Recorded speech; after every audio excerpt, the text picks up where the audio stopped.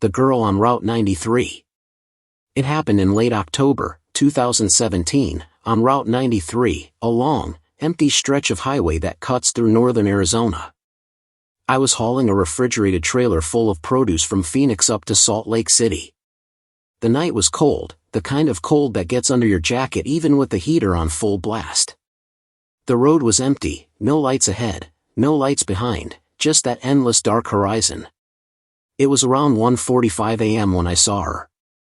A single figure standing by the shoulder of the road, her head down, long hair plastered to her face from the rain. My headlights hit her for a moment, white dress, bare feet, arms wrapped tight around herself. I slowed down out of instinct. No one should have been out there that far from town. When I pulled over, the engine's hum filled the silence. She didn't move. For a second, I thought maybe she was a ghost story waiting to happen. Then she looked up, pale, shaking, and terrified. "Please," she said, her voice barely above the rain. "I just need to get home." I gave her my jacket, opened the passenger door, and helped her climb in. She was freezing, trembling so hard the seat belt rattled. I tried to ask where she'd come from, if her car broke down, but she only whispered, "It doesn't matter. Just drive north." We rode in silence for a few miles.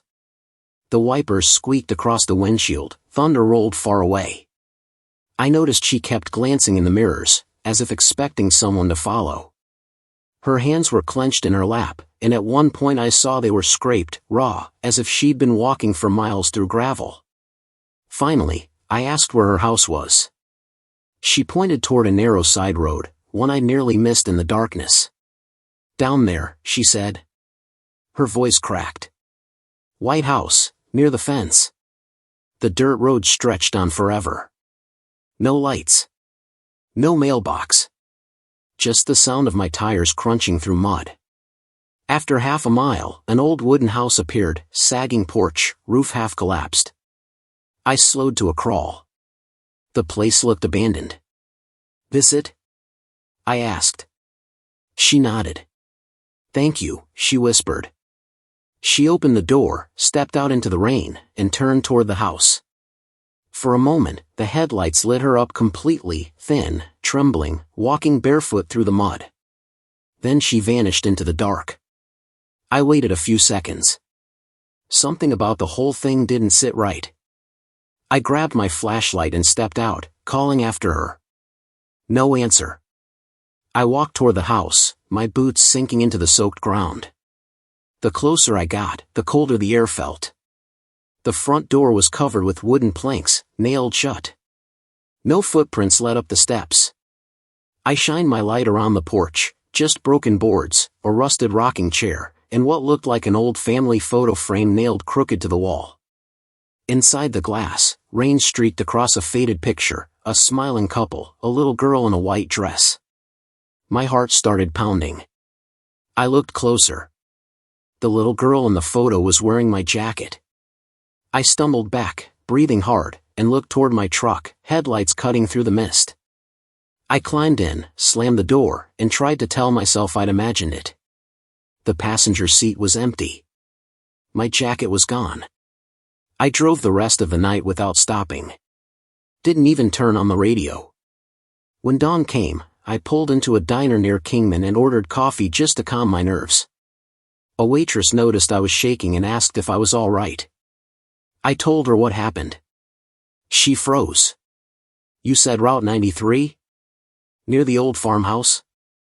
I nodded. Her expression darkened. "Honey, that house burned down in the 80s.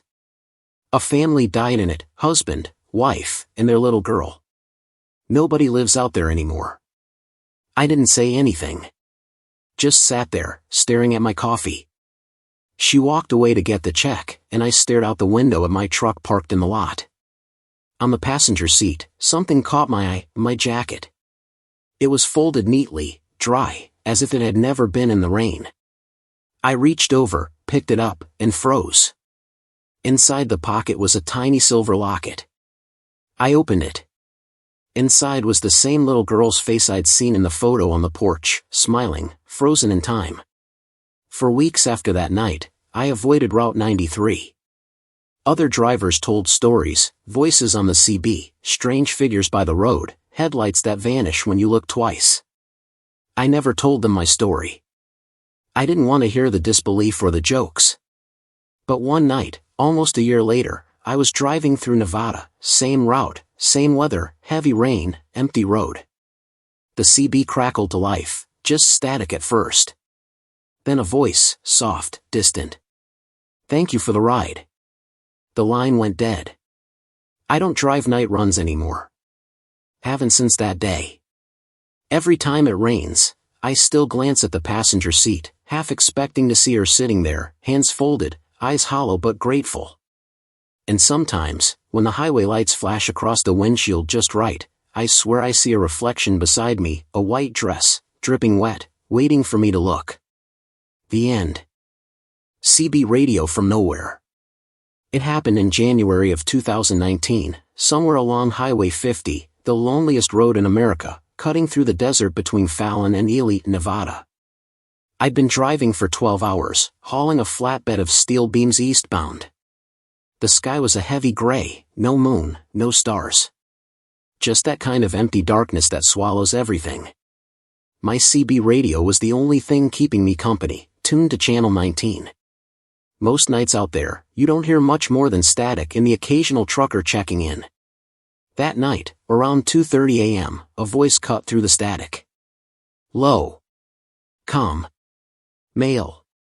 Breaker 19, it said. You see the shadow yet?" I froze for a second, thinking it was some prank. I picked up the mic. "Come again, driver." "What shadow?" "Static." Then, clearer this time, "The one on the road behind you." I looked in the mirrors, nothing but empty highway and my own taillights reflecting off the asphalt. The desert stretched out on both sides, black and endless. I let go of the mic. Must have been some bored driver messing around. A few minutes later, it came again. Same voice. "You can't outrun it."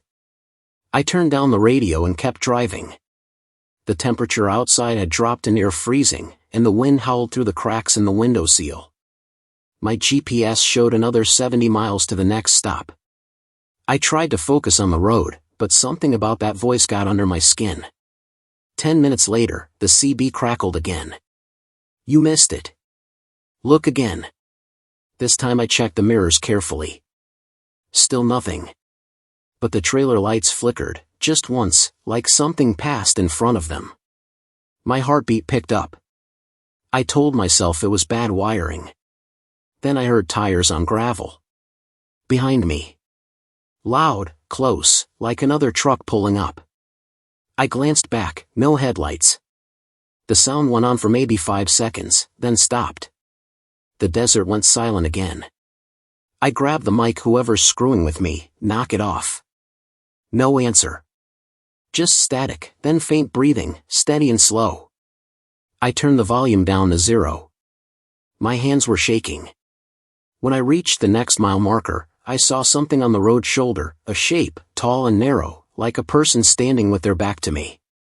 I couldn't see any details, just the outline against the dim glow of my headlights. As I passed, it turned its head toward me. Not fast, just a slow, deliberate movement. And even through the windshield, even at 60 miles an hour, I could tell it wasn't human. The proportions were wrong. Too tall. Too thin. I kept driving.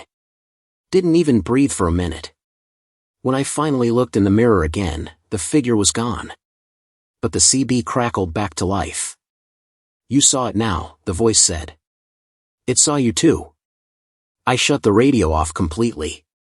The rest of the drive to Ely felt endless.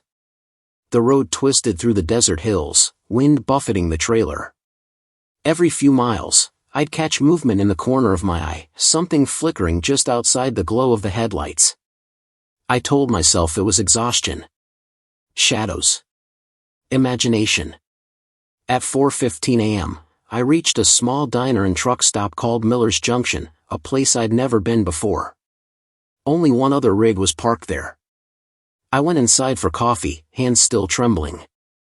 The old man behind the counter looked me over. "You look like you've seen a ghost," he said. I told him about the voice on the CB, the shadow, the noise behind me. He frowned and nodded slowly. "You were on 50, weren't you? That stretch between Middlegate and Eureka?" "Yeah," I said. He leaned closer. "You're not the first. Couple years back, a trucker ran off the road out there. Police said he must have fallen asleep, but folks around here say he called for help over CB before the crash. Said something was chasing him. They never found anyone else on the frequency." I didn't sleep that morning. I sat in my cab with the engine running, watching the horizon turn pink. When I finally felt calm enough to keep driving, I turned the CB back on. Nothing but the usual chatter. A week later, on another run through the same area, I decided to test something. I switched to channel 19 at exactly the same time, 2:30 a.m. desert night, dead quiet. "Breaker 19, I said. "Anyone copy?" A few seconds of static. Then, you came back. It was the same voice. Same tone. Calm, patient. I hit the brakes hard enough to make the load shift. My headlights shone across the desert sand, empty. I didn't answer. The voice came again, softer this time. "You can't see it in the mirrors. It rides inside the dark." My stomach turned cold.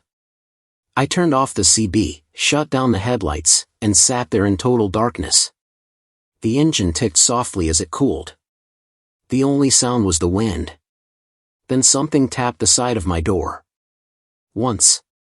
Twice. 3 times. I flicked on the lights, no one there. The desert looked like a photograph, flat and endless. I started the engine and took off, tires spitting gravel behind me. I drove the next 200 miles without stopping. When I got back to Phoenix, I took the CB out of the truck. Completely disconnected it. I didn't want to hear another word from that channel. I dropped it in the dumpster behind the depot and told the dispatcher it broke. 2 months later, a mechanic I knew, friend of mine named Curtis, asked if I'd been the one who tossed the CB. "Yeah," I said. "Why?" He looked uncomfortable. "I picked it out of the trash, figured I could fix it. Plugged it in to test it last night. Thing came on by itself. First words it said were, 'Where's he gone?' I told him to get rid of it. Smash it, burn it, I didn't care." He laughed it off. The next week, Curtis missed his shift. Dispatch said he'd left for a night haul on Highway 50 and never checked in again. They found his rig 3 days later, lights still on, engine idling, doors locked from the inside. The CB microphone was on the floor, pressed against the mat, the radio crackling with faint static. When they listened close, there was a voice beneath the noise, whispering something over and over. According to the officer's report, the last word before the power died was my name. Now, when I drive long routes, I don't use CB at all. Too many ways for voices to come through that shouldn't. Too many roads that remember who's heard them before. Sometimes, even now, when the desert wind hits the truck just right, I hear it, that faint, low whisper under the sound of the tires. Like static in the blood. It always says the same thing. You can't outrun it. The end. The gas station that vanished. It happened in the summer of 2014, somewhere between Yuma and Tucson, Arizona. I was hauling a load of aluminum coils eastbound, running solo through the desert. The heat during the day had been brutal, but when the sun went down, the air dropped to near freezing. That stretch of road is nothing but sand, sagebrush, and emptiness, miles of nothing. I'd been driving for hours without seeing another vehicle when my fuel gauge dipped below a quarter tank. Around 2:10 a.m., I saw a flicker of light in the distance, a gas station sign glowing faintly through the haze. I remember feeling relieved, almost grateful. The GPS didn't show anything there, but sometimes those old stations don't make it onto the maps. The closer I got, the clearer it became, a single-story building with a flickering gas sign, 2 old pumps out front, and a dim yellow porch light. I pulled in slow. The gravel crunched under the tires. The air smelled like dust and old motor oil. There was no one else there, no cars, no trucks, just that dim light over the door buzzing softly. I shut off the engine and climbed out. The silence was heavy, like the air itself was holding its breath. Inside, the place looked like it hadn't changed in 50 years. There was an old counter, a coffee pot half full and steaming, a candy rack by the register, and behind it, an elderly man in a plaid shirt, sitting on a stool, reading a newspaper. He looked up when I walked in and smiled faintly. "Evenin'," he said, voice gravelly but calm. "Evenin'," I replied. "You still open?" He nodded. "Always open," he said. I asked for diesel and pointed toward the pumps. He motioned for me to go ahead. "Pump 2's good," he said. "Just fill up and come back in to settle." I grabbed my fuel card and went outside. The pump was the old kind, metal handle, analog dial. I started filling the tank. The meter clicked, the smell of diesel sharp in the air. Off to the side, I noticed movement, a little girl standing near the side of the building, maybe 7 or 8 years old, holding a worn-out teddy bear. She was barefoot, wearing a faded dress. I gave her a small wave, but she didn't move. Just stood there, staring at me. Her eyes didn't look scared or curious, just tired, like she'd been standing there for years. When the tank was full, I went back inside. The man was still at the counter. "You got a little girl out there," I said. "You should probably keep her inside at this hour." He didn't look up from his paper. "Ain't got no girl," he said quietly. My stomach tightened. "I just saw her," I said. "By the side of the building." He finally raised his head and stared straight at me. "You didn't see her tonight," he said. Something about the way he said it, the flat certainty in his voice, made the hairs on my arms stand up. I paid for the fuel and coffee, thanked him, and walked back to the truck. The little girl was gone. I climbed in, started the engine, and looked toward the building one last time. The man was still behind the counter, but the porch light had gone out. For a moment, I thought I saw the little girl's face in the window beside him, pale against the glass. Then it disappeared. I drove off, trying to shake the feeling that something was following me. About 10 minutes later, I looked in the rearview mirror, no lights behind me, no sign of the station. I thought maybe I'd missed a turn, so I checked the GPS again. It still showed nothing. No rest stops, no fuel, nothing for 50 miles in either direction. The next morning, around sunrise, I stopped at a truck diner outside Tucson. A few drivers were already there, drinking coffee and swapping stories. I told one of them about the gas station I'd found, thinking it might be one of those old independent places. He went quiet. "You said east of Yuma?" "About 2 hours out." "Yeah," I said. He set his cup down. "That place burned down in '87, he said. "Guy who ran it, name was Willis. Whole family died inside, him, his wife, and their little girl. Folks say sometimes drivers still see the lights. But there's nothing there now. Just sand and scorched concrete." I laughed, or tried to. "Come on, man. I filled my tank there." He didn't laugh back. "You check your receipt?" he asked. I reached into my jacket pocket and pulled it out. The paper was blank, no ink, no numbers, no logo. Just plain white thermal paper. The other drivers stared at it in silence. One of them muttered something under his breath, but I couldn't make it out. I left the diner soon after. That night, curiosity got the better of me. I drove the same route again. Same time, same stretch. I watched the horizon, waiting for the faint glow of that gas station sign. But there was nothing. Only darkness, mile after mile. When I reached the spot where it should have been, I slowed down and pulled onto the shoulder. The moonlight lit up the sand, revealing cracked concrete foundations and 2 rusted pump bases, half buried in dust. I climbed out, flashlight in hand, and walked closer. The air smelled faintly of burnt wood. My beam passed over something shiny sticking out of the sand, a small metal badge. I brushed it off. It was the gas station's nameplate, Willis Fuel and Service. As I turned back toward the truck, I caught movement in the corner of my light, a figure standing by the old pump. The little girl. Same dress, same teddy bear. She looked right at me, then lifted her hand and pointed toward the highway. I didn't wait. I sprinted back to the cab, jumped in, and floored it. In the mirror, for a split second, I saw the faint glow of the gas sign flicker to life behind me, just once, before going dark again. The next morning, I checked my fuel gauge. It read full. The tank cap was still locked. I tried to tell myself maybe I'd filled up somewhere else, maybe fatigue made me imagine the rest. But when I opened the glove compartment later that day, I found something that stopped my heart cold, a small teddy bear, wet with soot, sitting neatly on top of my logbook. I don't take that route anymore. Other drivers still talk about phantom lights along that stretch, voices on the radio asking for directions to a gas station that doesn't exist. I never join those conversations. But sometimes, on long drives, when the fuel gauge dips low and I glance out at the horizon, I catch a flicker of yellow light. And for a moment, I can almost smell diesel and burnt wood. The end. The bridge with no echo. It happened in late November 2016, just outside a small town called Mill Creek, Missouri. I'd been driving rigs for over 20 years by then, running mostly Midwest routes.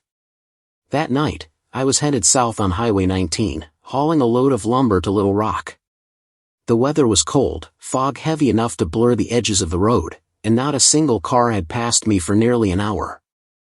I remember the dispatcher warning me earlier that day about the old iron bridge near Mill Creek.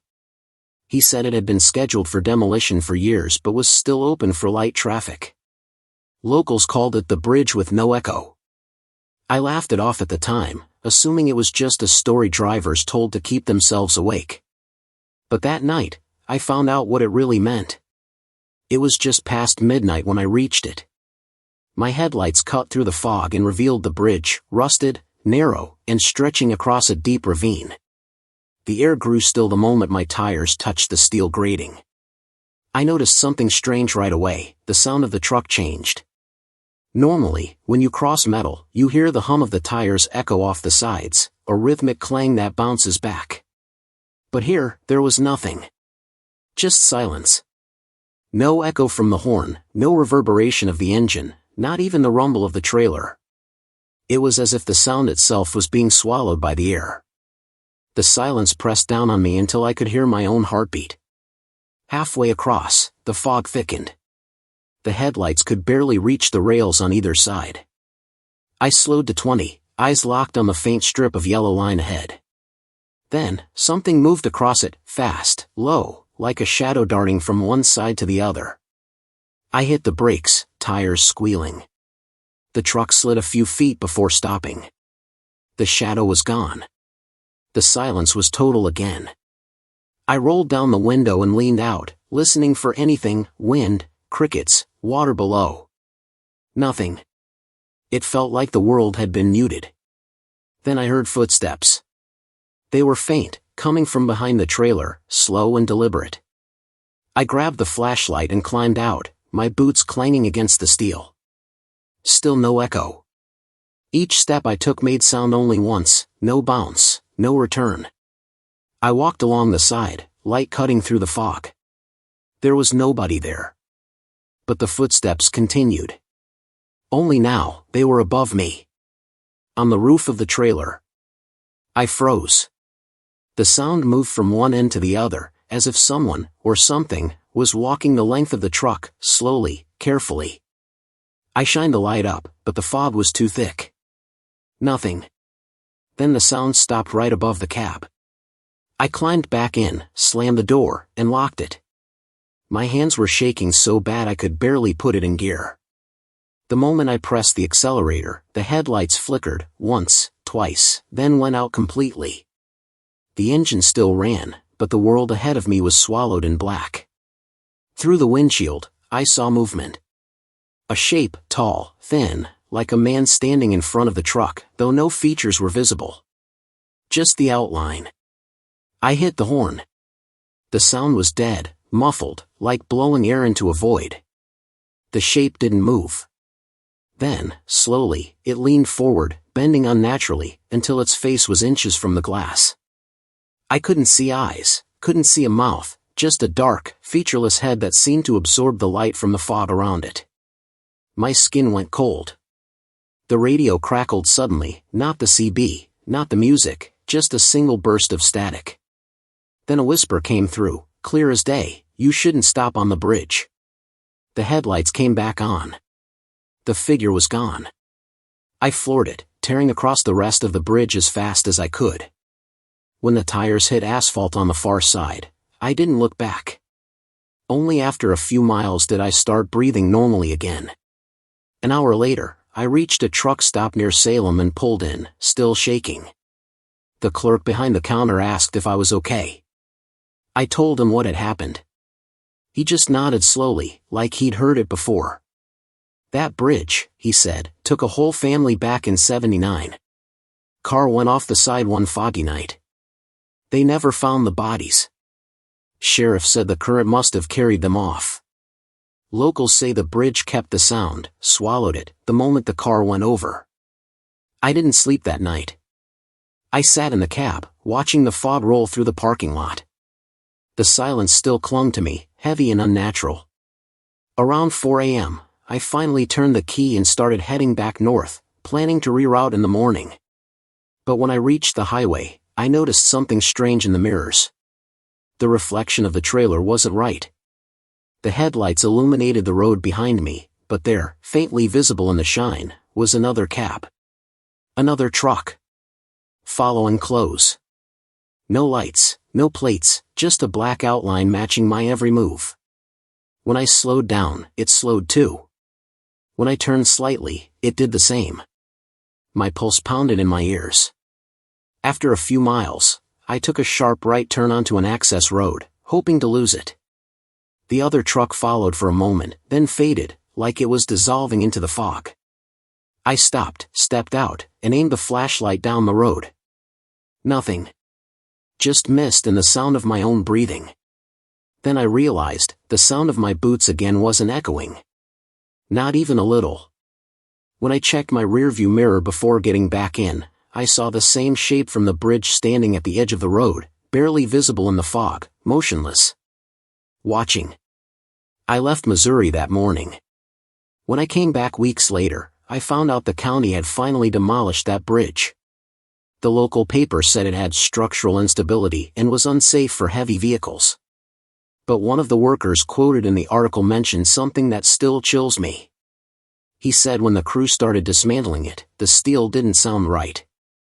No metallic ring when the hammers hit, no echo from the machinery. Just a dull, hollow silence that seemed to go on forever. I've crossed hundreds of bridges since then, but every time I do, I still turn off the radio and listen for the echo of my tires. If I don't hear it, I don't keep driving. I turn around. Always. Because whatever took the sound on that bridge, whatever erased it, isn't gone. It's just waiting for someone to stop again. The end. Rest Stop 47. It happened in October 2018, on Interstate 70 between Denver and Salina. That stretch of Kansas is as empty as the moon, flat horizon, long miles of corn stubble, and almost no exits once you're in the middle of it. I'd been running a long overnight haul eastbound, hauling furniture, running solo. The weather forecast had called for light rain, but by midnight the sky had turned black with clouds, and the wind was howling hard enough to shake the mirrors. I remember passing a faded green sign, Rest Area 47 to 1 mile. I hadn't planned to stop, but my eyes were burning from the hours, and I needed a few minutes to stretch. I pulled in, headlights cutting through the drizzle. The rest stop was almost empty.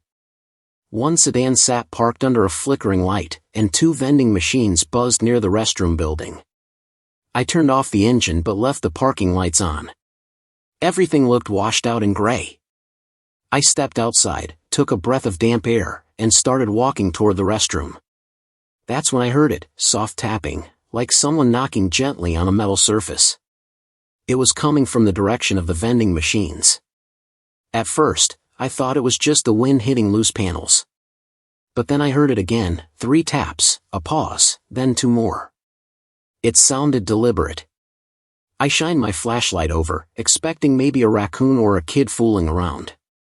A girl stood there. She looked maybe 20, soaked through from the rain, hair plastered to her face. She was barefoot, wearing a thin t-shirt and jeans, her arms crossed tightly against the cold. "Hey, you okay?" I called. She looked up. "Can you help me?" Her voice was shaky, quiet. "My boyfriend, he went into the woods. He hasn't come back." There was a patch of trees beyond the restroom, barely visible in the dark. I hesitated. "How long's he been gone?" "About an hour," she said. "He heard something, thought it was a person crying. He told me to wait by the car." She pointed toward the sedan under the light. Its door was hanging open, keys still in the ignition. Something about it didn't feel right. I've been on the road long enough to know when a story doesn't add up, but she looked terrified. So I told her to stay put while I grabbed my big flashlight from the cab. When I came back, she was still there, shivering, hugging herself. I headed toward the tree line. The beam barely reached 30 feet ahead. Branches swayed, creaking in the wind. The ground was soft and muddy from the rain. I called out, "Hey! You out here?" No answer. Just the sound of dripping water. I walked deeper, following what looked like a faint path. About 20 yards in, I found a shoe, mud-caked, lying sideways. Then, a few feet further, a cell phone half buried in wet leaves. The screen was cracked but still glowing faintly. There was a missed call from a contact labeled Babe. I turned around to go back, but the woods suddenly felt off. The wind had stopped. No rustling, no rain. Just stillness. When I reached the edge of the clearing, the rest stop lights were gone. The whole area was pitch black. I called out again. My voice sounded strange, muted, swallowed by the air. Then I heard movement behind me. Not footsteps, something heavier, dragging through the mud. I swung the flashlight around. Between the trees, maybe 10 feet away, stood a figure. Too tall, hunched forward, head tilted. I caught only its outline before the beam flickered out. The air felt electric, like the moment before a storm. Then came a sound I'll never forget, a low, rasping inhale, like someone breathing through water. I backed away, trying not to slip. The flashlight blinked back on for half a second, and the thing was closer, just behind a tree now. I didn't wait to see more. I ran, crashing through the branches, heart hammering so loud it drowned out the rain. When I reached the parking lot, the girl was gone. The sedan was still there, door open, keys dangling, radio hissing static. I jumped into my truck and locked the doors. My hands were shaking too hard to start the engine at first. When I finally got it running, I turned on the high beams. The woods were completely still. I called state police on my phone, told them what happened. They said to stay put until a patrol arrived. I waited nearly 40 minutes. When the cruiser finally pulled in, 2 officers searched the area. They came back 15 minutes later, looking uneasy. "Sir, are you sure about the girl?" one asked. "Positive," I said. "Young, dark hair, barefoot. Said her boyfriend was in the woods." They exchanged a look. The older officer said, "This rest stop's been closed since 2012. They shut it down after 2 disappearances. You shouldn't have even been able to pull in here, there's supposed to be barriers on both sides." I insisted I saw the sign, the lights, everything. He just shook his head. "There's no power lines out here anymore." They had me follow them back to the main road. When we reached the highway, I looked in the mirror, and the rest stop was gone. No lights.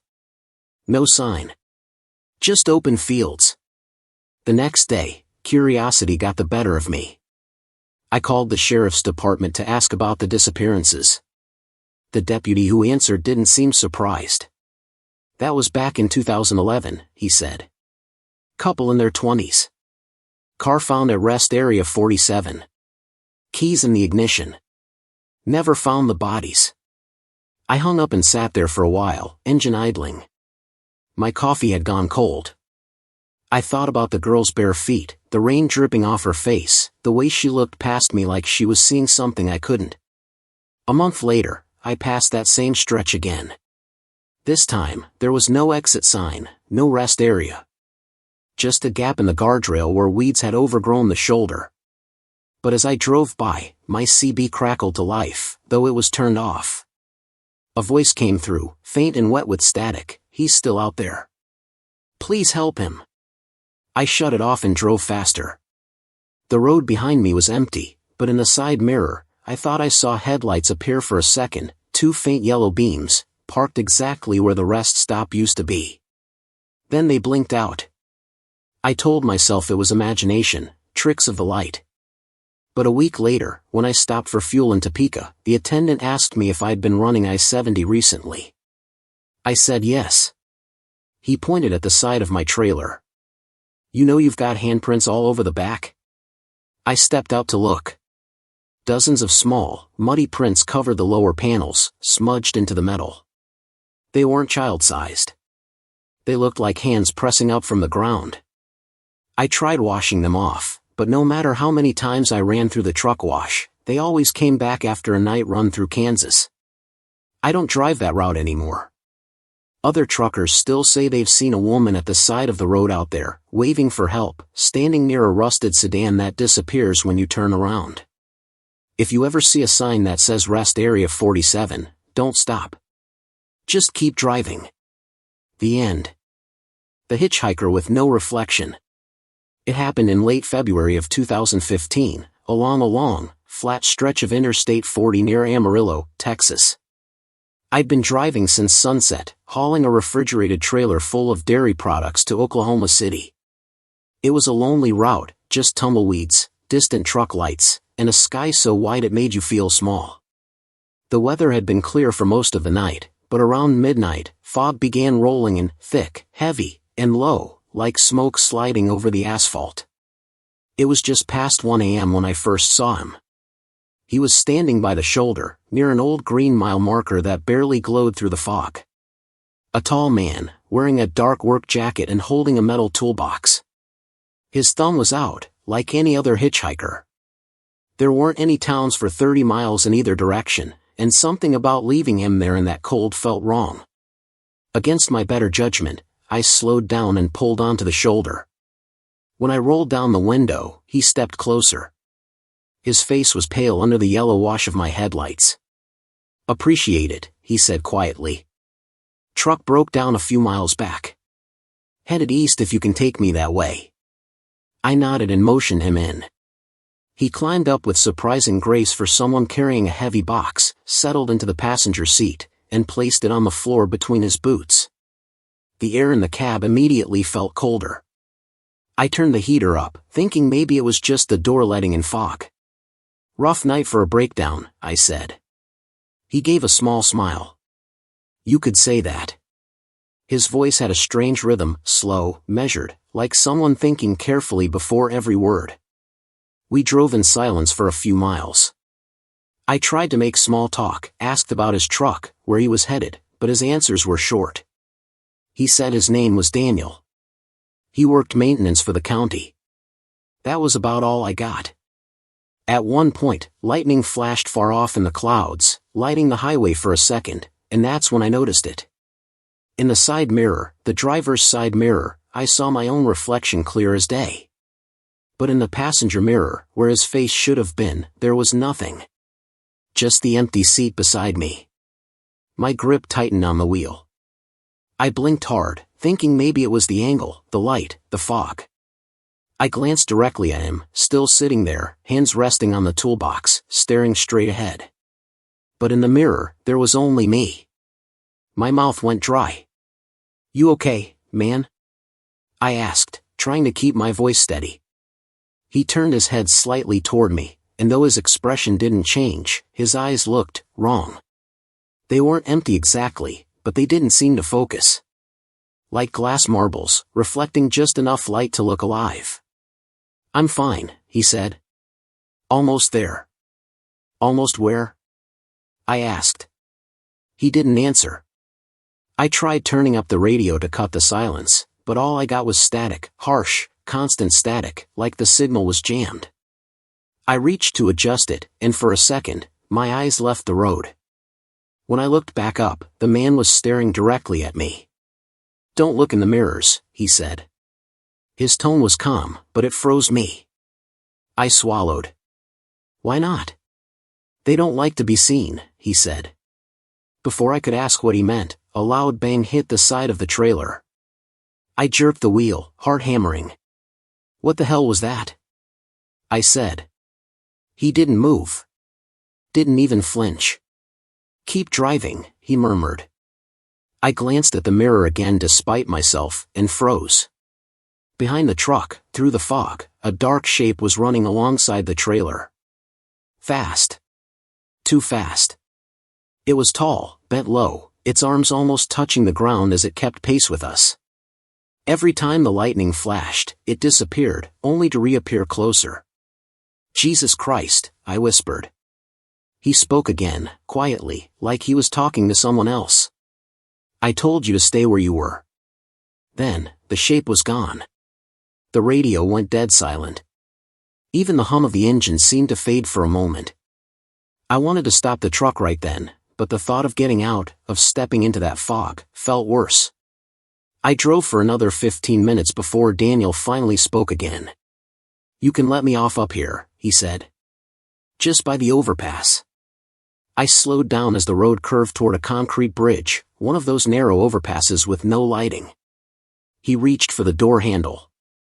I glanced back at him, and for the first time, noticed something on his hands, dark streaks, like dried oil or maybe blood, running down from his fingertips. "You sure you'll be all right?" I asked. He looked at me, smiled faintly. "I already am." He opened the door and stepped out without hesitation, toolbox in hand. The fog swallowed him immediately. I didn't waste a second, pulled back onto the road and kept driving until the sky started turning pale gray. When I finally stopped at a truck stop near Elk City, I sat there for a long time, staring at the mirrors. My reflection looked normal again. The seat next to me was empty. Later that morning, while paying for coffee, I told the attendant what happened. She froze mid-motion. "You picked up someone near mile 233, she asked. "Yeah," I said. "Guy named Daniel." She went pale. "Honey, you need to pray. There ain't no Daniel. That stretch of road's cursed. Couple years ago, a county worker crashed there, killed instantly. His truck caught fire. They say he still waves people down, carrying the same metal box he died with." I laughed it off at first, told her it must have been a coincidence. But when I got back to my truck, something made me stop cold. The passenger door was streaked with black marks, greasy handprints, smudged deep into the paint. And on the floor, right where the man's toolbox had been, lay a small metal tag. It was rusted, but I could still make out the engraving. "Property of Amarillo County Maintenance Department." Underneath, barely visible through the grime, was a number, 2471, and a name. D. H. Caldwell. That night, back in my motel room, I looked it up. There was an article dated March 2010. County worker dies in I-40 collision, vehicle caught fire before rescue could arrive. His name was Daniel Caldwell. I didn't sleep. I just kept hearing his voice in my head, slow, deliberate, the way he said, "Don't look in the mirrors." For weeks afterward, I couldn't bring myself to drive that stretch again. But a few months later, on another run, I had to. Same route, same mile marker. When I passed it, I saw something that made me grip the wheel so tight my knuckles went white. A man was standing there by the shoulder, holding a metal toolbox. Only this time, he wasn't thumbing for a ride. He was facing the road, staring straight at me, eyes shining white through the fog. I didn't stop. I didn't even slow down. But for miles afterward, I couldn't shake the feeling that someone was still sitting in the passenger seat, quiet, cold, watching the mirrors. The end. The Frozen Mile. It happened in January 2020, on Highway 53 in northern Minnesota, a stretch locals call the Frozen Mile. It's the kind of road that feels like the end of the world in winter, trees buried in snow, ice that glitters under the moonlight, and temperatures that can kill you if you stop too long. I'd been hauling a refrigerated trailer full of meat from Duluth to International Falls, driving solo through one of the worst snowstorms I'd ever seen. It was about 10:30 p.m. when the visibility dropped to almost nothing. The wind was howling across the highway, turning everything into a white blur. I slowed to 30, wipers squealing uselessly, eyes locked on the faint yellow lines disappearing under the snow. The GPS said I had 30 miles left to the next rest area, but the road ahead looked endless. Then, just after a sharp curve, the engine light flickered. The truck coughed once, then died completely. The headlights dimmed, and the cab went black. I coasted to a stop on the shoulder, surrounded by silence and swirling snow. I tried restarting it. Nothing. Just the weak click of a dead engine. My breath fogged in the air, already turning to frost on the inside of the windshield. I checked my phone, no signal. The radio only hissed static. I told myself it was fine. I had emergency supplies, blankets, a portable heater. I'd wait it out until morning. I shut the curtains on the sleeper cab, wrapped myself in a blanket, and turned on the small auxiliary heater. After a while, the warmth and the hum of wind lulled me close to sleep. Then, I heard it. A faint tapping sound, like knuckles on glass. I froze. It came again, slightly louder this time, from the passenger side window. Tap. Tap. Tap. I sat up, heart pounding, and grabbed the flashlight. The outside was pitch dark. The snow was thick, but through the glass, I thought I saw movement, a figure standing near the mirror. Too tall, too still. I waited, holding my breath. The tapping stopped. For a minute, all I heard was wind. Then came a voice, muffled but clear. "You need help?" It was a man's voice, calm, deep, just on the other side of the door.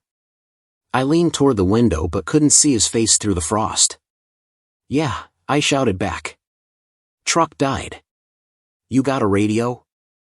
No answer. I grabbed my gloves, shoved open the door, and stepped into the snow. The cold hit like a knife. I swung the flashlight around. Nothing. The road was empty.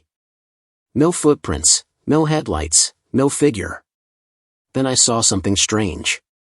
My own footprints from climbing out were already half covered in snow, but next to them, leading toward the trees, were deeper prints. Bare feet. I felt a knot form in my stomach. I got back inside, slammed the door, and locked it. I wiped the fog from the windshield and stared out into the storm. Nothing but white. I told myself exhaustion was playing tricks on me. Hours passed. I must have dozed off, because when I woke up, the heater was off. The cab temperature had dropped to near freezing.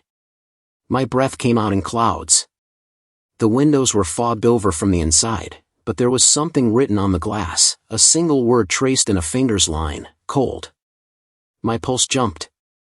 I wiped the word away, started the heater again, and turned on the flashlight. That's when I noticed it, the frost patterns on the window weren't random anymore. They'd formed a shape. A face. I scrambled for the keys, trying to start the truck again. On the third attempt, the engine roared back to life. The dashboard lights came on, but one detail froze me. The outside temperature reading, which had been minus 12 degrees Fahrenheit before, now read minus 47 degrees Fahrenheit. I shifted into gear and hit the gas, desperate to get moving. As the tires caught, I glanced in the mirror and saw a figure standing on the shoulder, facing me. A man, completely motionless, his body dusted white with snow. I drove past him, refusing to look again. 10 miles later, the CB radio crackled to life, though I hadn't touched it. Through the static came a faint, distorted voice. "Don't stop. Whatever you do, don't stop." I picked up the mic. "Who is this?" Static. Then, the same voice again, but closer this time, clearer. He likes the ones who stop.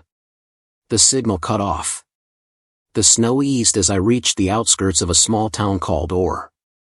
I pulled into a gas station, the only light for miles, and ran inside to thaw out. The attendant looked up from the counter. "You all right, man? You look like you've seen a ghost." I told him what happened, still shaking. He frowned. "You broke down out there? On the frozen mile?" "Yeah," I said. "Why?" He sighed. "You're lucky. A lot of drivers don't come back from that stretch. Happens every few years. Engine dies, heater quits, and when someone finally finds the rig, the driver's gone. Cab's locked from the inside, heater running, but no one there." I felt my skin crawl. "They ever find out why?" He shook his head. "Only thing they ever find are prints in the snow. Bare feet. Always leading away from the truck." I didn't sleep that night. The next morning, I went out to check the rig. The windshield had thawed, but right in the middle, clear as day, was another word drawn in the condensation, "Still here." I drove straight back to Duluth, told the company I wouldn't take northern runs anymore. But 2 weeks later, one of our newer drivers took the same route. He never made it to his drop-off. They found his truck 10 miles north of where mine had stalled, engine running, lights on, cab empty. The weather report that night listed the temperature at minus 47 degrees Fahrenheit. Same as mine. Now, every winter, when I hear the radio static while running through snow, I think of that voice. The warning. And I remember the way the frost shaped itself into a face on my window, watching me. People talk about ghosts like they're trapped souls, but out there, it feels different. It's not a spirit haunting the road. It's the cold itself, hungry, alive, waiting for an engine to die. I've passed that stretch twice since then, both times in daylight. And each time, I've seen the same thing by the shoulder, a man-shaped figure carved in ice, half buried in snow, facing the road. No one else ever seems to see it. The end. The Shadow Convoy. It happened in April of 2021, somewhere between Flagstaff and Gallup, on a dark stretch of Interstate 40. I'd been driving long-haul routes for 15 years, and by then I thought I'd seen everything: drunks, wildlife, wrecks, weird weather. But nothing ever got under my skin like that night did. I was hauling auto parts from Los Angeles to Tulsa, running solo, clear sky above, desert stretching endlessly on both sides. It was close to 2 a.m. when I first noticed the lights. At first, I thought it was a reflection, a shimmer of white behind me, way off in the distance. Then, 2 headlights appeared, bright but silent, moving fast. Within a minute, they were right behind me, keeping perfect distance. I expected them to pass, but they didn't. Instead, more lights appeared, 4, 6, then 8, all lined up, forming a long, straight column of trucks moving in total sync. I remember thinking it was a military convoy, maybe a night operation. But there were no markers, no plates, no reflective strips. And strangest of all, no sound. I rolled my window down. Nothing. No engines, no air brakes, no road hum. Just the whisper of desert wind. I hit the CB. Breaker 19, any of you boys see this convoy eastbound? I got about 8 rigs behind me running silent. Static. Then, a voice came through, faint, distorted. "Keep your lane." That's all it said. Then silence again. The lights stayed perfectly aligned, moving as one, no matter how I adjusted my speed. 65, 70, even 75, they matched every move. My mirrors caught glimpses of their shapes, massive, unmarked semis, matte black, no logos, no headlights on their trailers. I could just make out faint silhouettes of their cabs, like shadows with form. My gut told me something wasn't right. I flicked my turn signal, planning to pull into a rest stop about 5 miles up. The instant I did, all the lights behind me went out, simultaneously. I slammed the brakes, heart racing. The road behind was pitch dark. Nothing but the faint starlight on the asphalt. Then, one by one, the lights came back on, but now they were in front of me. 8 pairs of headlights stretching down the highway ahead, evenly spaced, all facing my direction. I gripped the wheel hard. There was no way they could have passed me. I'd seen the mirrors the whole time. My only thought was to get off that road. The exit sign for a service station appeared ahead, half broken and flickering. I took the ramp fast, the trailer rattling behind me. When I looked back, the convoy had vanished again. The service station was dark, long abandoned. A single fluorescent tube buzzed above the old fuel pumps. I parked by the building, killed the engine, and sat there listening. The desert wind had stopped. Even the insects had gone quiet. Then, from somewhere out on the highway, I heard it, the low rumble of diesel engines. Slow, steady, growing louder.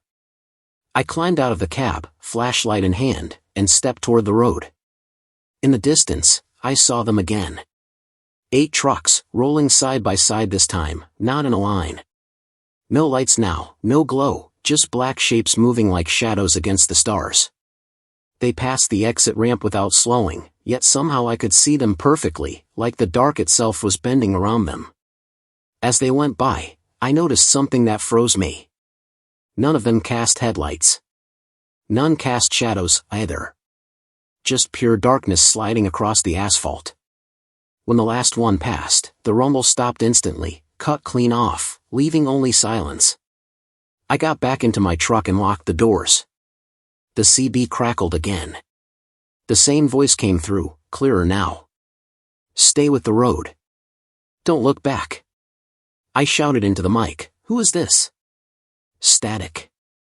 Then, faintly, like a whisper between stations, you weren't supposed to see them. The transmission ended with a sharp pop, like a breaker tripping. I didn't move for almost an hour.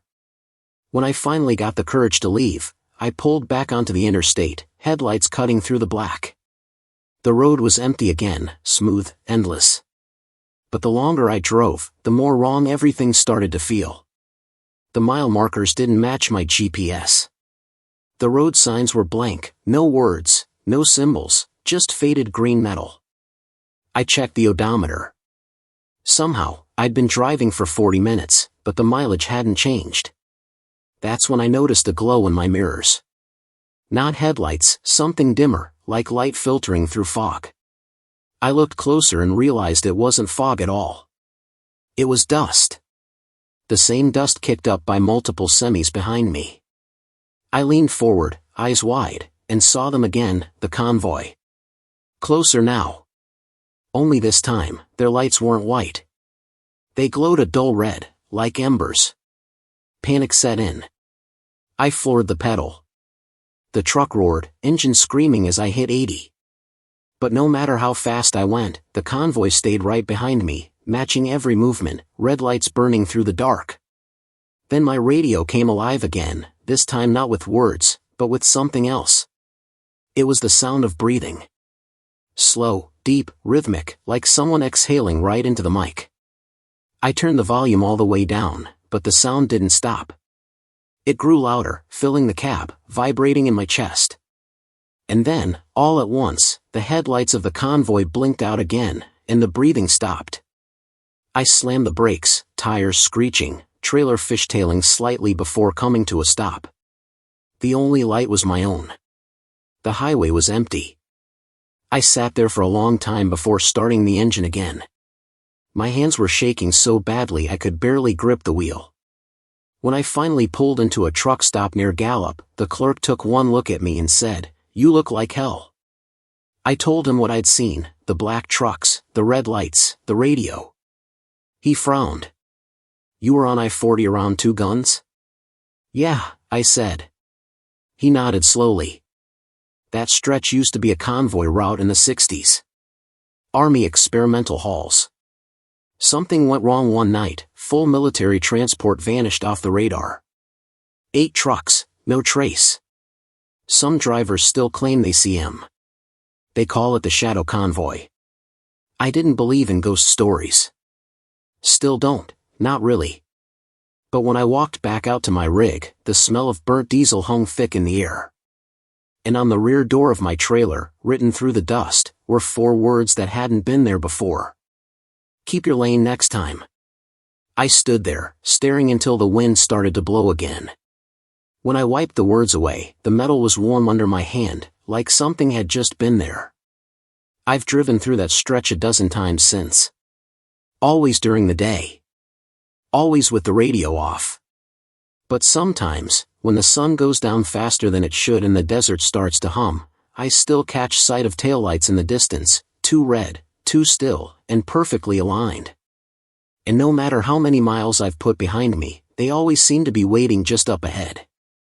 The end. The mile marker that moves.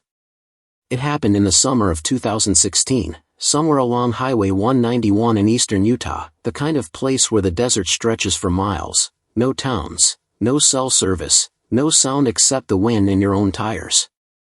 I'd been hauling a load of insulation panels from Grand Junction to Moab, solo night run, nothing unusual. The route was familiar, one I'd driven a dozen times before. That night was clear, stars bright enough to see by. I remember passing the first green highway sign, mile 63. The road was flat and straight. A few minutes later, I saw another sign, mile 64. Normal. But when the next one came into view, I glanced over and froze. It said mile 63 again. At first, I thought I misread it. Maybe fatigue, maybe bad lighting. I laughed it off and kept driving. But 10 minutes later, I passed it again. Same number. Same small dent in the corner. Same bullet hole through the 3. I slowed down to check my GPS. The screen was blank, no signal. The odometer said I'd gone nearly 15 miles since the first sign, but every mile marker I saw said the same thing, 63. That's when the fuel gauge flickered. The needle dropped a quarter tank in seconds. I tapped the glass. Nothing changed. I still had over 100 miles until the next station, and the idea of running out of fuel out there made my stomach twist. I turned on the CB to check for chatter. Breaker 19, anyone eastbound near 191? You guys seeing something weird with the markers out here? No response. Just static. The air inside the cab started to feel heavier. My headlights lit up the asphalt ahead, but everything looked the same, endless sand, the same stretch of scrub bushes, the same rock formation on the left. When I passed the next sign, my chest tightened. Mile 63. I looked at the odometer. I'd driven another 8 miles. I muttered under my breath, no way. I slowed to 40, then 30. I needed to turn around, but there wasn't a single place to pull off. The shoulders dropped off into soft sand. I kept driving, sweat starting to bead under my collar despite the cool night air. Then I noticed something strange in the distance. A faint glow, white, steady, hovering low to the ground. At first, I thought it was another truck stopped on the shoulder. But as I got closer, I realized it wasn't moving, and it wasn't headlights. It was brighter than that, like fog lit from the inside. I rolled to a stop about 50 yards away, engine idling, and stared. The glow was centered around something metallic, maybe a signpost. I grabbed my flashlight and climbed out. The air was dead silent. No insects, no wind. Just the crunch of my boots on gravel. When I reached the glow, I saw what it was. A mile marker. 63. But this one wasn't standing in the ground. It was lying flat across the asphalt, perfectly centered in the lane. The edges were scorched, blackened like it had been burned. I bent down to touch it, and the temperature dropped instantly. My breath fogged in front of my face. Then I heard footsteps behind me. Slow. Heavy. Crunching through the gravel. I swung the flashlight around. Nothing. The road behind me was empty. The desert stretched out under the stars, flat and endless. Then, just as I turned back, the sign was gone. I stood there in the middle of the road, frozen. My light caught movement far ahead, another sign, glowing faintly in the dark. I backed toward the cab, eyes locked on that flicker. When I climbed back in and turned the truck around, the headlights illuminated something on the asphalt, words written in the dust on the hood. 3 crooked letters drawn with a finger. Run. I slammed the door, threw it into gear, and floored it westbound. The engine groaned, and for a few seconds, the lights flickered again. The dashboard went black, then came back to life. After maybe 10 minutes, I looked for a landmark, anything familiar. Instead, the beam of my headlights caught another green sign. My stomach dropped. Mile 63. My hands started shaking. I gripped the wheel tighter, jaw clenched. I pressed harder on the gas, 80 miles per hour now, but the road never changed. No crossroads, no buildings, no fence lines. Just that same endless stretch. Finally, the truck began to sputter. The fuel gauge hit empty, though I should have had half a tank left. I coasted to a stop. The silence hit like a wall. I sat there, breathing hard, trying not to panic. Then I noticed something on the windshield, faint frost forming along the edges, even though it was a warm desert night. And written across it, from the inside, were the same words as before. Run. I grabbed my bag, flashlight, and stepped outside, stumbling backward into the cold air. I looked down the road. In the distance, barely visible, was a faint figure standing beside another sign. It looked like a man, tall, shoulders slumped, facing away from me. Hey! I called out. You all right? He didn't move. I started walking toward him, flashlight trembling in my hand. As I got closer, I saw he wasn't wearing shoes. His clothes were torn, frozen stiff. His skin, what I could see of it, was gray, like ash. Then he turned around. His face was hollow, eyes completely black. He pointed past me, toward my truck. I turned, and the headlights were on again, even though I'd shut everything off. The engine roared to life by itself.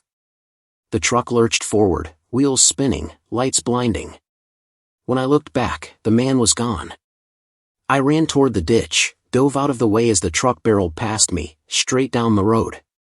The last thing I saw before it vanished into the darkness was the glow of its taillights passing another sign. Mile 63.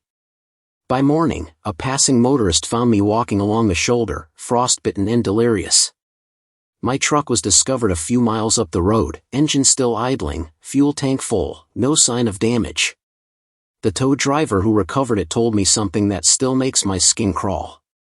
Funny thing, he said. When we loaded her up, the odometer read exactly 63 miles. Dead even. I quit long-haul runs after that. But sometimes, late at night, when I drive through open desert, my radio flickers on by itself. Through the static, I always hear the same thing, a man's voice, distant, tired, whispering one word over and over. 63. The end. The woman on the CB frequency 19. It happened in November of 2018, somewhere on Route 84, just outside of Santa Rosa, New Mexico. I was hauling a refrigerated trailer full of produce from Albuquerque to Dallas, running the night shift. The desert was pitch black, not a single light except for the faint red glow of my dashboard and the long white tunnel of my headlights stretching ahead. Around 2:15 a.m., the CB radio crackled. I wasn't talking to anyone at the time, Channel 19 was mostly quiet that night. But through the static, a voice broke through. Please, can anyone hear me? It was a woman's voice, trembling, desperate, like she was crying but trying not to show it. I grabbed the mic. Breaker 19, go ahead, ma'am. You okay? Static for a moment. Then, my husband's not breathing. Please help me. We're on Route 84, near mile marker 127. My heart kicked up. That was maybe 10 miles ahead of me. Copy that. I'm a driver on that stretch right now. Can you see headlights? You pulled over? No answer. Just faint sobbing, muffled by static. Then the voice came again, softer. Please hurry. I floored it, watching the mile markers fly past. 122. 123. 124. My hands were sweating against the wheel. I radioed dispatch, told them I was responding to a possible emergency, asked them to call State Patrol. By the time I reached mile 127, I slowed down, scanning both sides of the road. Nothing. No vehicles, no hazards, not even tire marks on the shoulder. Just the endless line of asphalt under the moonlight. "Ma'am, I'm at 127, I said into the mic. "You see my truck? You still there?" For a second, silence. Then her voice returned, almost a whisper. "You drove past us."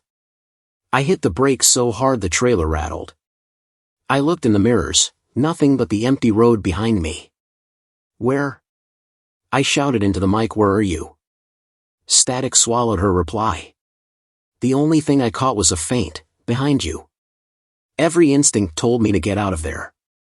But something, maybe duty, maybe guilt, made me pull onto the shoulder anyway. I grabbed my flashlight and stepped out. The desert was still.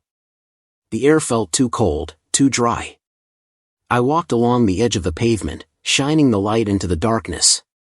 "Hello?" I called. "You need help?" Somewhere off the road, a woman screamed. It wasn't close, more like it came from down in a ditch or ravine. I scrambled down the slope, beam cutting through weeds and brush. "Keep talking," I yelled. "I'm coming." But when I reached the bottom, there was nothing. No car. No tracks. No sign of anyone at all. I stood there, breathing hard, listening. The night was silent again. Then, from right behind me, her voice whispered, clear as if she were standing over my shoulder. "You're too late." I spun around. No one there. My flashlight flickered once, then died. I bolted back up the hill, jumped into the cab, and locked the doors. My pulse felt like a drum in my chest. The CB came alive again. "You shouldn't have stopped," she said. The sound of her voice had changed. It was lower now, calm, almost flat.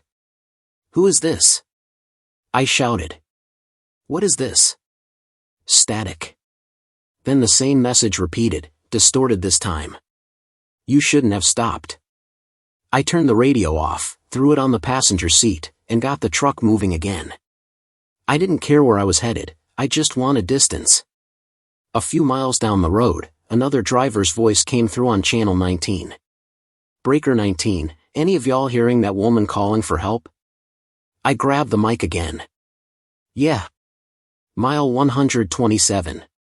You there now?" He hesitated. "Yeah, I pulled over to check it out. There's nothing here but a burned-out trailer and an old Chevy sedan half buried in sand.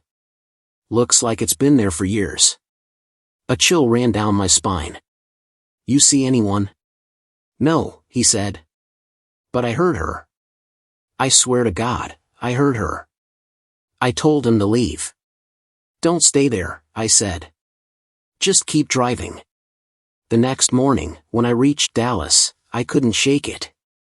I went online, searched for any accidents near mile 127, on Route 84. It didn't take long to find it. November 2006, fatal accident claims local couple. A photo showed a twisted sedan and a trailer overturned in the desert. The report said the driver lost control in a storm, rolled off the highway, and burst into flames before rescue arrived. The woman's last transmission over CB radio was recorded by a trucker passing through. She'd been asking for help. 12 years before I heard her voice. I didn't tell anyone after that. Truckers talk about strange things on the road, but no one likes to admit what they really hear in the static. A few weeks later, another driver from our fleet mentioned something that made my blood run cold. "Weirdest thing," he said. "I was near Santa Rosa last night, and a woman kept calling on 19, crying for help. Said her husband wasn't breathing. Sounded real." I didn't say a word. But later that night, parked outside Dallas, I turned on the CB again. The frequency was quiet for a while, just soft static. Then, faintly, like from a distance. "Please, can anyone hear me?" I shut it off and sat there in silence. It's been years since that night, but I still won't touch Channel 19. Some drivers say she's still out there, always calling from mile 127, her signal bouncing across time, looking for anyone who'll answer. And sometimes, when I'm parked alone in the desert, I swear I can hear a woman crying just outside the cab, too close, too clear, like she's finally found me again. The end. The last delivery. It happened in early March 2019, high up in the mountains of Colorado, along a forgotten service road off Route 550, a road I later learned had been officially closed for nearly 20 years. I was hauling a light load of auto parts from Denver to a small repair shop in a mining town called Copper Ridge. It wasn't my usual route, but the dispatcher said it was the fastest way through before the next snowstorm hit. By late afternoon, the weather had already started turning. Heavy clouds rolled over the peaks, and the wind picked up, blowing loose powder across the road. My GPS glitched several times on the way up, freezing and rerouting, but I figured it was just the elevation. The last clear reading I got said I was 20 miles from Copper Ridge. As the sun dropped behind the ridges, the road narrowed into a winding pass, barely wide enough for one rig. No guardrails, just open drops on both sides. Snow started to fall, light at first, then heavy. My wipers could barely keep up. Around 8 p.m., I spotted a faded green sign half buried in snow, County Route 10, restricted access. The arrow pointed left, but the road ahead was barely visible through the whiteout. I radioed dispatch. "You sure this is still open?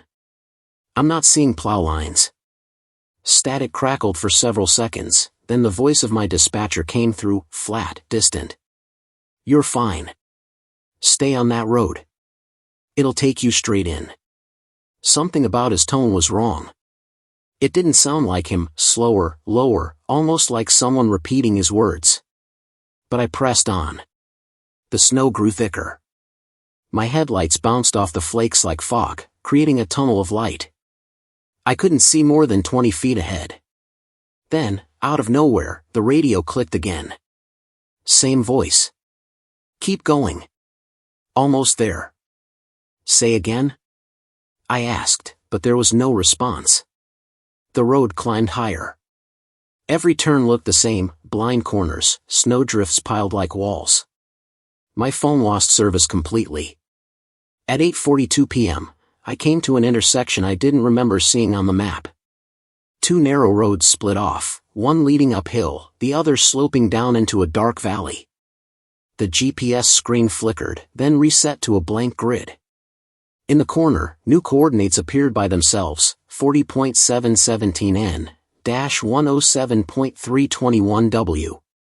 Underneath, 3 words blinked, "Continue old road." My heart started to hammer. I'd never seen the system do that before. I turned on the cabin light to double-check the print order. The delivery address clearly said Copper Ridge, but the coordinates didn't match.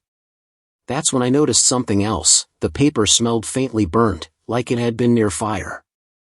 I looked up, and for the first time in hours, I saw lights in the distance, faint orange glows scattered across the valley. At first, I thought it was the town. But as I got closer, I realized they weren't streetlights. They flickered unevenly, like flames. My gut told me to turn back. But curiosity, or maybe something stronger, kept my foot on the pedal. I took the downhill road. After a mile, the snow stopped falling. The air grew still, unnaturally still, and the temperature gauge on the dash dropped from 12 degrees Fahrenheit to minus 22 degrees Fahrenheit in less than a minute. My breath fogged the cab. The orange lights grew brighter. I slowed down, squinting through the windshield, and saw what they really were. Burning vehicles. Half a dozen of them, old trucks and cars, scattered along the road like an accident scene frozen in time. Flames flickered inside, but there was no smoke, no sound, no smell. Just fire that burned cold blue at the edges. I stopped 50 yards short, grabbed my flashlight, and climbed down. The air was silent, no wind, no engines, nothing. My boots crunched on frozen gravel as I walked closer. Every vehicle was decades old, rusted-out Fords, Chevys from the 80s, paint peeled and blistered. Some were crushed, others overturned. Inside each one were shapes slumped over the wheels, motionless. The firelight danced across their faces, and I realized they weren't burned. They were frozen solid, hands still gripping the steering wheels, eyes wide open. I staggered back, nearly slipping on the ice. The light from my truck's headlights flickered, dimmed, then went out completely. The engine shut off. For a long moment, there was nothing but darkness. Then my CB radio clicked. A man's voice came through, gravelly, uneven, like he was breathing through static. "Delivery's late." I froze. "Who is this?" I said. "You missed the turn," the voice said. "Come finish the route." The cab lights flicked back on by themselves. On the passenger seat lay the delivery form, but it wasn't blank anymore. The address had changed. Now it read, Copper Ridge Service Depot, Route 10, decommissioned 1994. The date printed at the top was March 2nd, 1994. I stared at it, heart pounding. That was 25 years earlier, to the exact day. Something moved outside. A shadow passed across the front of the truck. I swung the flashlight toward the window, and for a split second, saw a man standing in the snow, tall, wearing a thick parka, face hidden in shadow. He raised one hand and pointed toward the road ahead, deeper into the valley. I slammed the door locks and grabbed the radio. "Dispatch, you copy?" Only static answered, then the same voice again. "Keep going. Finish it." I threw the truck into reverse, tires spinning on ice. The headlights flickered once more, cutting through the snow, and for a heartbeat, I saw them. Dozens of figures lining the road. All wearing old trucking jackets. All frozen in place. Their faces were pale, eyes open, each one staring straight at me as I backed away. I turned the wheel hard, gunning the engine. The trailer fishtailed, the cab rattled, but I didn't care. I drove until the valley disappeared behind me, until the snow returned and the temperature rose. An hour later, I hit a crossroads I didn't remember. A sign leaned against the snowbank, "Road closed since 1994, no entry."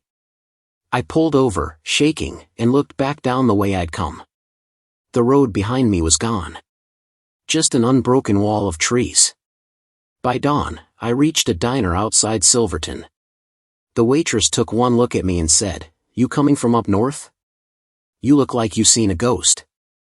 I told her what happened. She went pale. "Honey, that depot you mentioned, Copper Ridge? That place burned down in 94. Explosion took out the whole crew. They were waiting on a parts shipment that never showed." I didn't say another word. I finished my coffee, left a 20 on the counter, and drove south until I hit the main highway. Later that afternoon, when I checked the back of my trailer, I found something I can't explain. The load seal was unbroken, but sitting on top of the freight, right in the center, was an old clipboard, rusted, warped by heat. Attached to it was a single sheet of paper, yellowed and brittle, listing my name, my truck number, and a delivery time. Scheduled arrival, March 2nd, 1994, 8 p.m. I quit that route for good. But every March since, no matter where I am, my CB lights up around 8 p.m. The signal always comes from the same frequency, low and faint, repeating the same words. "Delivery's late." The end.